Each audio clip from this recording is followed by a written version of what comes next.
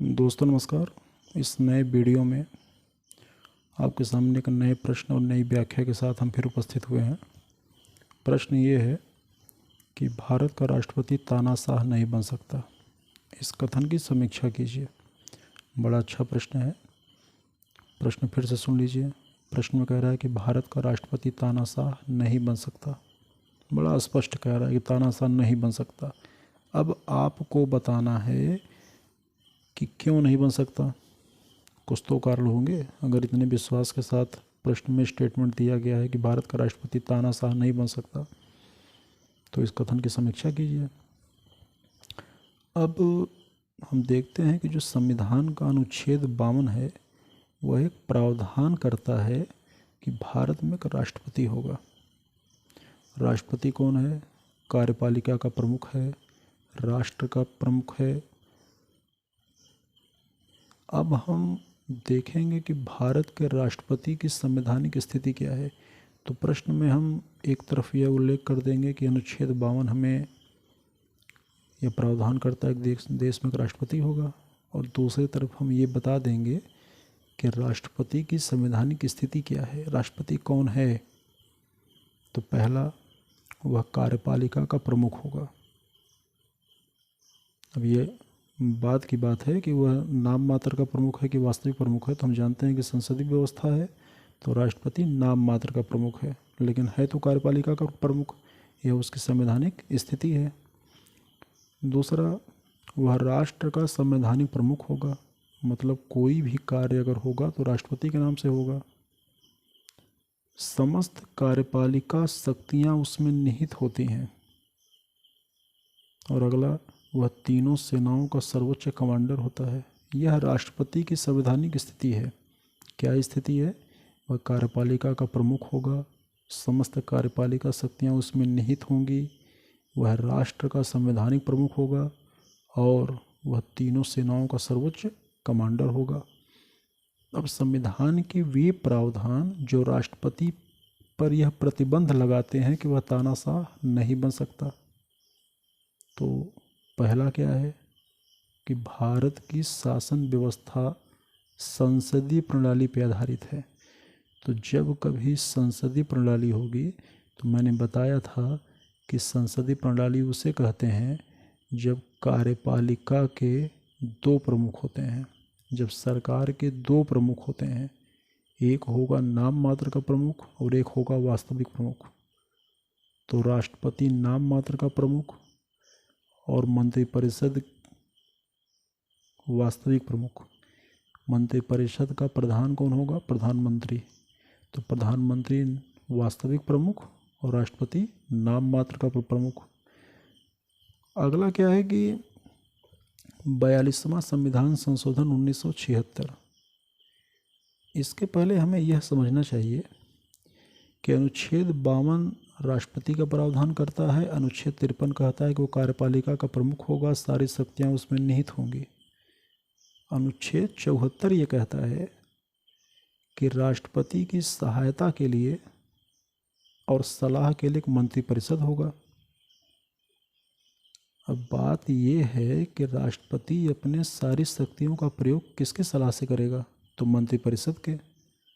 अपने मन का तो कुछ कर ही नहीं सकता। उसे कार्यों के निष्पादन में सहायता कौन करेगा? तो मंत्रिपरिषद करेगा। यह भी बात स्पष्ट है। 42वां संविधान संशोधन 1976 यह राष्ट्रपति पर यह बाध्यता आरोपित करता है कि राष्ट्रपति संघ के मंत्रिपरिषद की सलाह को मानने हेतु बाध्य है।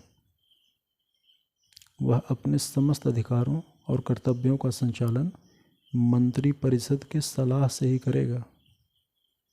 तो राष्ट्रपति प्रमुख है, सलाह और सहायता के लिए मंत्रिपरिषद है, वह मंत्रिपरिषद की सलाह को मानने के लिए बाध्य है। यह उस पर कुछ प्रतिबंध लगते हैं।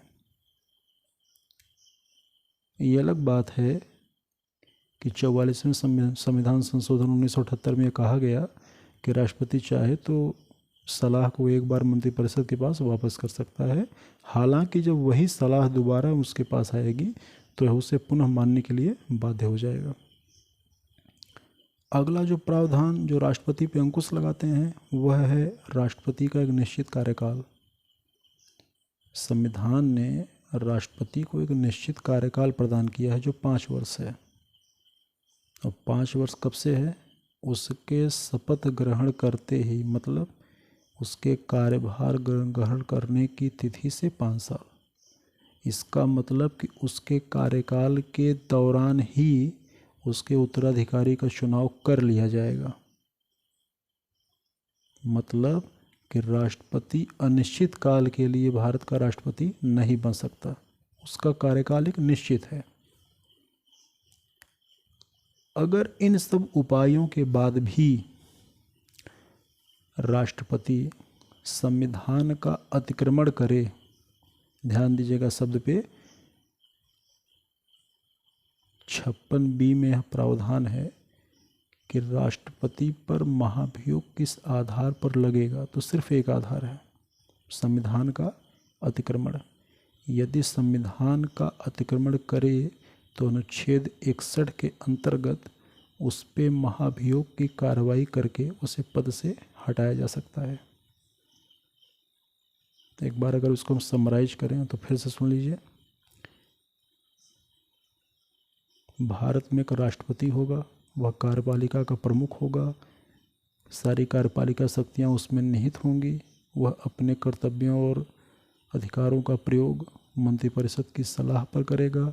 मंत्रिपरिषद की सलाह वह मानने के लिए बाध्य है, चाहे तो एक बार उसे पुनर्विचार के लिए कह सकता है। उसे एक निश्चित कार्यकाल मिला हुआ है। इसके बाद भी यदि वह संविधान का अतिक्रमण करता है तो अनुच्छेद 61 के अंतर्गत उस पर महाभियोग लगाया जा सकता है। महाभियोग की प्रक्रिया द्वारा उसे उसके पद से हटाया जा सकता है। इस प्रकार हम देखते हैं कि राष्ट्रपति के पास तमाम अधिकार, तमाम शक्तियां होने के बाद भी वह तमाम प्रावधानों के द्वारा जो है जकड़ा हुआ है, उस पर प्रतिबंध लगाए गए हैं। और यही प्रतिबंध ऐसे हैं जो राष्ट्रपति को चाह के भी तानाशाह बनने की अनुमति प्रदान नहीं करते, उतनी छूट प्रदान नहीं करते। इस प्रश्न के संदर्भ में अगर आपके कुछ सुझाव होंगे तो आप कमेंट बॉक्स में डाल दीजिएगा। आप अपनी तरफ से किसी प्रश्न की व्याख्या अगर समझना चाहते हैं तो आप उसे भी कमेंट बॉक्स में डाल सकते हैं। तब तक के चैनल को देखते रहिए, लाइक करिए, शेयर करिए, सब्सक्राइब करिए। नमस्कार।